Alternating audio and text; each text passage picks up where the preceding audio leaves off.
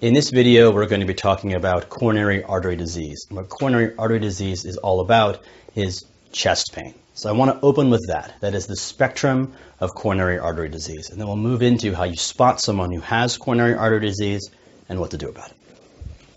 All right, so I want you to see that there is a spectrum from asymptomatic coronary artery disease through stable angina into unstable angina, and into the heart attacks, and STEMI, ST segment elevation myocardial infarction. And I want you to break them down along with certain categories. That is, what brings on the pain, what relieves the pain, what's going on with the biomarkers, we'll talk more about biomarkers later, and is there any ST segment changes? And you can generally correlate this with percent occlusion. We're going to start off with asymptomatic coronary artery disease. Someone who has asymptomatic coronary artery disease is asymptomatic, don't have to do anything about it. This is someone who gets a procedure like an angiogram or has an equivalent of coronary artery disease but has no chest pain.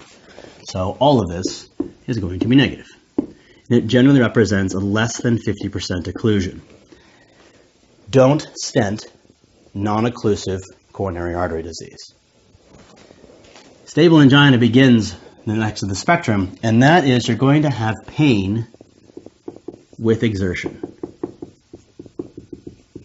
But it's going to be relieved with rest.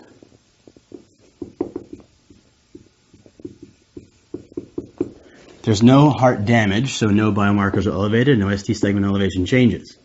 This is generally about a 70% occlusion. Unstable angina on, the chest pain is going to occur at rest.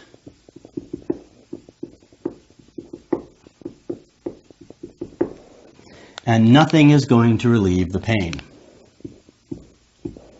But in unstable angina, there's no heart damage. Therefore, there's no elevation in the biomarkers and no ST segment changes. This generally represents about a 90% occlusion.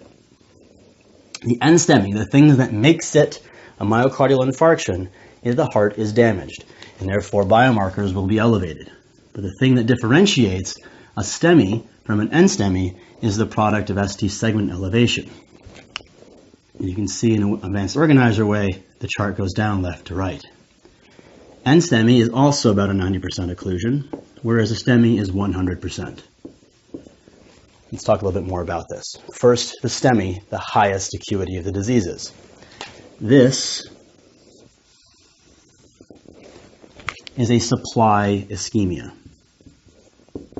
No matter how little work the heart does, no matter how low the demand, there is no supply. Heart is going to die one way or another. The only thing you can do is intervene to reopen the blocked vessel. NSTEMI, unstable angina, and stable angina, on the other hand, are demand ischemia.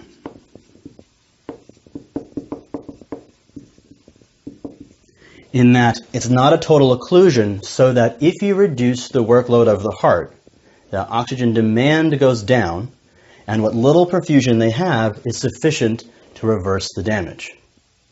These only become symptomatic with exertion because the workload increases. Unstable angina and NSTEMI are approaching STEMI with a bigger occlusion and can occur at rest. Of these diseases, unstable angina to the right require